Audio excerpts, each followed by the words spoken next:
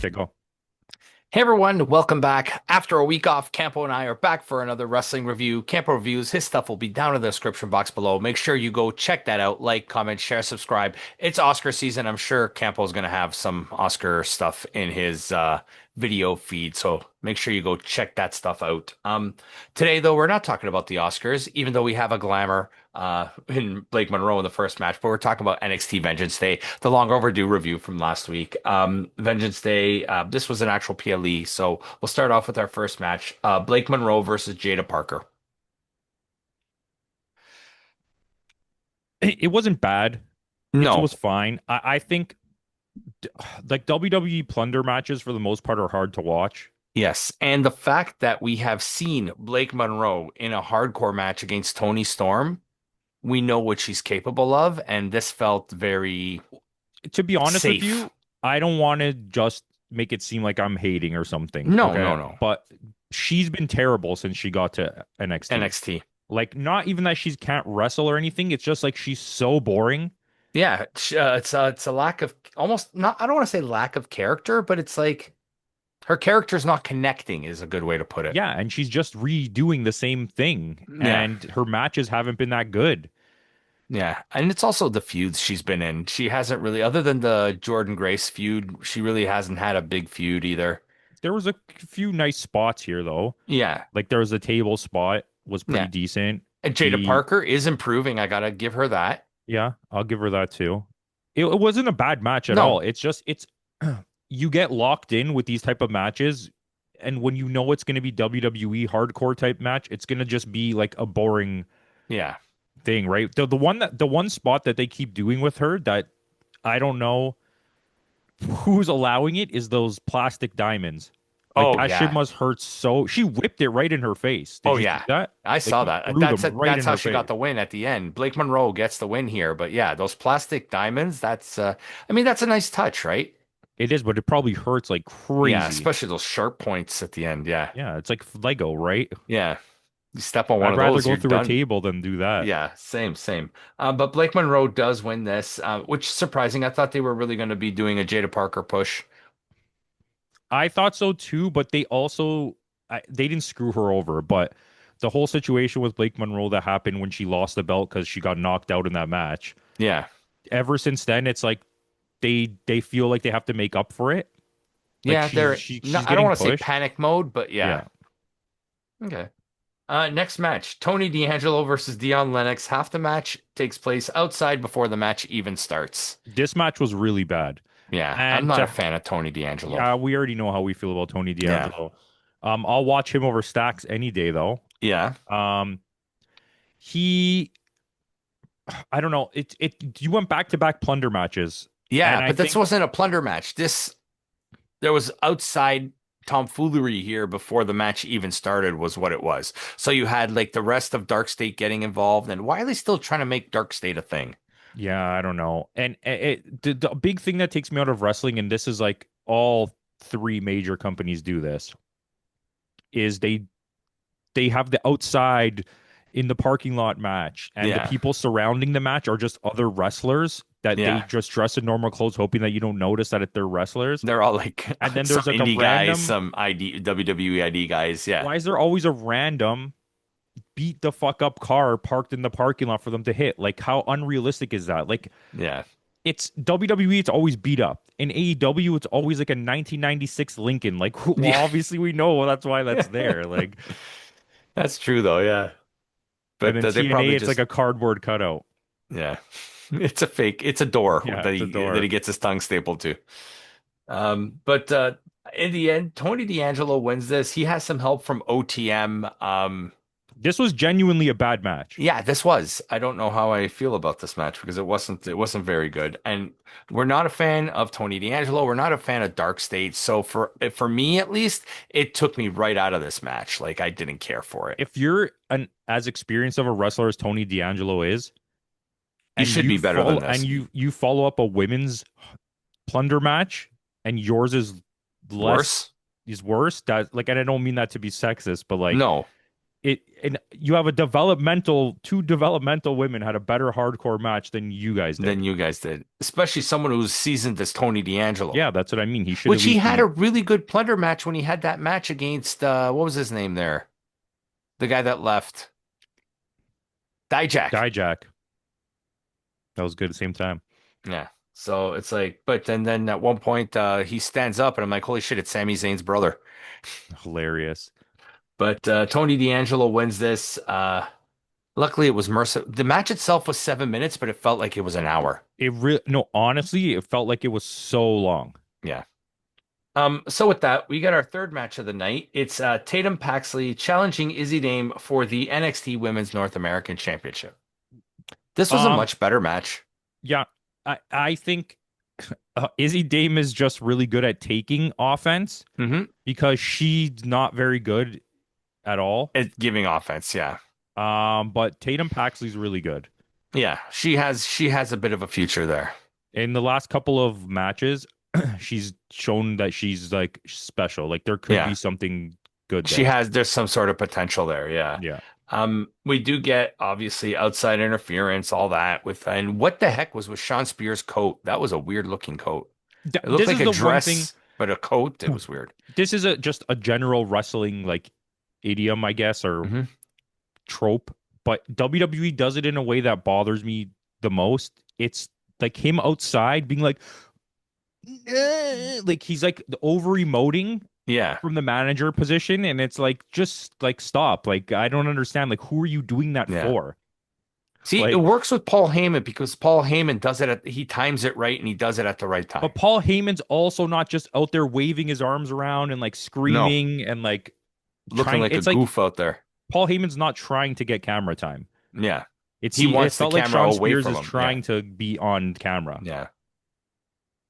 But I mean, this was fine. And in the end, Tatum Paxley does win this match. Good, excellent. It was a pretty good match. Like, She's already won two belts in NXT in less than a year. So, but where yeah, does Thea Hale fall into all this now? she's Thea Hale's never winning anything. No, she was Thea never Hale, supposed to win that no, match. Thea Hale is the lesser version. Not, I don't want to say lesser. She's just the younger version of the other muscle girl. What's her name? Not Jordan Grace. Ivy Nile. Ivy Nile. She's Jordan also Grace is the one that's like wins championships. Ivy yeah, Nile is the one that's just a doesn't jobber. yeah. Even though Ivy Nile's a good wrestler. Yeah, she is. I mean, Thea Hale's not that bad. No, but then we get a little segment here with Charlie Dempsey and Tavion Heights, and we get I guess what are they called? They're called Birthright, which is all the I don't second even gen. know. Yeah, they're called I wasn't. Birthright, I think. It's all second generation wrestlers. So you have Uriah Connors, which is Fit Finley's son. We have Santino's daughter, and we have Lexus King, which is Brian Pillman's son, right? So they're trying to recruit Charlie Dempsey into this group, and they set up a match for NXT on Tuesday. Tavion Heights and Charlie Dempsey versus the Birthright, I guess they're called. And we just by setting up this match, we already know what's telegraphed there. They're gonna break up No Quarter Catch Crew, which is like Yeah, one of the only good things you have going on NXT. yeah. But you know what? Maybe this will help give Ren Sinclair a bit of a push. Well, They look like they're pushing her for the Speed Championship. yeah, and she dominated through that run. And they also, what's her name, has just recently relinquished the Evolve Championship to Kendall Gray. Well, she signed officially to NXT. Yeah, so They I'm need they I'm thinking that they're gonna both win the belts they're each gonna win they're gonna win the tag belts. on the main roster. Yeah, they're gonna make a surprise like challenge for the tag belts at some point, Okay, and they'll win. okay, I'll take that. But It's something. it's kind of just a strange situation there because don't tell a breakup story. Like it's too much for me. It's Yeah, too much. Like the rate at which all these wrestling companies now in North America are telling breakup stories is kind of like makes me sick. it's too much, too fast. Yeah, like not everybody needs to break up. Yeah, Like AEW finally is realizing even if they're not that popular, you could just leave a faction existing. yeah, Like you don't need to constantly break up every faction you put together. It doesn't make any sense. no, but Yeah. Anyway, next match. It's Lola Vice versus Kalani Jordan in an NXT Underground match. I hate these matches. I absolutely hate them. Hmm. It's the stupidest shit ever. Um, I think it's ridiculous that Lola Vice, who's supposed to be a fighter, her promos are so bad. Yeah, Um, she's not a good promo. but like for someone who's supposed to be a fighter, like why do these people have a chance with her every time? Yeah. It's like at least give me some kind of realism there, right? Like you would have done that with Ronda Rousey. You wouldn't have let someone stand up with Ronda Rousey. No, not at all like that. But it Plus, was Lola Vice was pinned in a tag match by Kalani Jordan like a couple weeks ago, too. Kalani Jordan was really good in this match. Really Yeah. good. They It was a better match than I thought it would be. I'll tell you that. Yeah. I just don't like the stipulation. I think it's one of the silliest things in Well, all it's of like wrestling. you've already had a hardcore match with Blake Monroe and Jada Parker. Then you had the outside parking lot brawl with Tony D'Angelo. Now you have the underground match. This is very like I used to criticize AEW for having too many plunder matches in the main event. And this too, I gotta say it too, too many Oh plunder yeah. matches going And in the in there was Guy in the previous match too with Sean Spears in them. yeah. So it's like everything is like a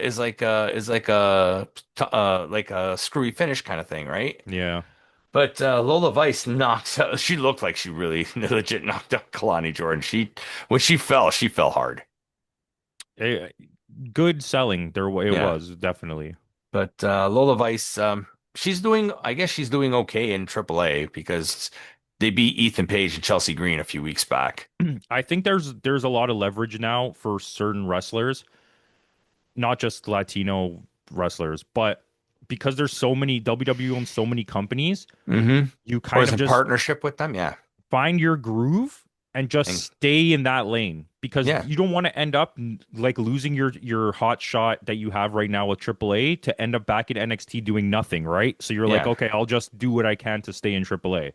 Or I'll just do what I can to keep working with TNA like Stax is. Because if you don't notice, Stax isn't on It's any never pay-per-views no. anymore. But Stax shows up in backstage segments and stuff like that, but you'll never see a Stax match in NXT now. See what I'm saying? Because they don't give a shit about Stax. They're No. just they're like, okay, we have him under contract until his contract's done. Just tell him to go Yeah, wrestle in TNA. exactly. Main event, Lola Vice wins. Main event, we got Joe Hendry defending against Ricky Saints for the NXT Championship. This was an actually decent match. I think we froze you. Okay, yeah. So we got, like I was Yeah, my saying, connection's unstable. that's okay. Joe Hendry versus Ricky Saints for the NXT Championship, I was saying. This is like the definition match of what I don't like about 1995 WWE. It's incredibly slow paced. Hmm. It doesn't tell any story at all. And it's two okay wrestlers trying to be superstars. Yeah. Like It this was, should it not was be anyone's main event on anything. No, like I mean, Joe Hendry, fine, NXT Championship. He's hot right now, and I get it. He moves a lot of merch, Yeah. I mean, so it wasn't it bad. wasn't a shit match, but it's not something that oh It, my gosh. it It's not seems like the theme of the show. Not bad, but it wasn't. I mean, there were some bright spots for Yeah, sure. But yeah, this match was like I don't know, it was man. It's boring, and it was Joe long. Hendry's It so was boring. 16 minutes. Joe Hendry's so boring. Yeah, he's not. I He's don't a know. great caricature Yeah, like of wrestling. Like he's almost like a parody of wrestling. That's like yeah. what his Like whole I mean, gimmick is. I could see him working well with someone like R-Truth, like Danhausen. I could Dan, see that work. they should make a stupid group with the three of them. And Kit Wilson, all four of them. Okay, fine. Call them like the A team or something. Yeah. Kind of like what Bo Dallas did when he had McGillicuddy and all those guys.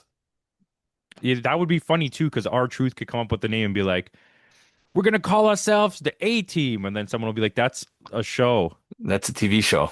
And he And goes, he'll be I like, look like Mr. T. I don't watch TV." He'll say something like that. Yeah, I know Mr. T. Anyways, Yeah. But it was fine. It wasn't bad. I mean, all in all, Joe Hendry does end up retaining this. It's due to, again, Ethan Page getting involved. It's crazy that their main event scene now without Obafemi is just three people. Ethan Page, yeah. You know what this is like when it going back to when we first started watching NXT when there was Hmm. only Braun, Dragunov, and Carmelo, and there And was like no Carmelo, one yeah. else in the main event scene. Every pay-per-view was just like one of those matches. Yeah. And Ilya, right? Yeah, Yeah. that's what No, I said. Dragunov. Yeah, yeah. Dragunov. Yeah, yeah. But yeah, it's true. It's like, I don't know. This was fine. It wasn't bad. It's for me, it was kind of like a middle of the road kind of thing. Yeah, I'll give it a 6.5. I gave it a 6.8, so it's like not like much different, but I thought about because I giving it a really 7. enjoyed the North American Yeah, Championship match. I thought about giving it a 7 the whole time. And then right now, when we were just talking about the Joe Hendry match, I was like, yeah, I can't. The main event was too soft to be, Yeah. and it was short too. It's probably like the shortest match on the card, the main event, isn't it? No, it was the longest. That's 16 minutes. What the fuck? Yeah, that one was 60. I know the Tony D'Angelo match felt longer. That's crazy. Yeah, that was the longest match on the card. The second longest match was probably the best match on the card, which was Tatum Paxley versus Izzy Dame. Lola Vice and Kalani Jordan was only 6 minutes That felt long too. I'm not gonna lie. because there was a big gap because they had to set up the ring. Oh yeah, that's true. Yeah. So anyway, with that out of the way, guys, thanks again for joining us. Make sure you tune in tomorrow. Tomorrow, Campo and I will have our review of AAA's Rey de Reyes Night 1 from Puebla, Mexico. So make sure you tune in tomorrow for that. So with that out of the way, in the words of Kenny Omega, goodbye and good night.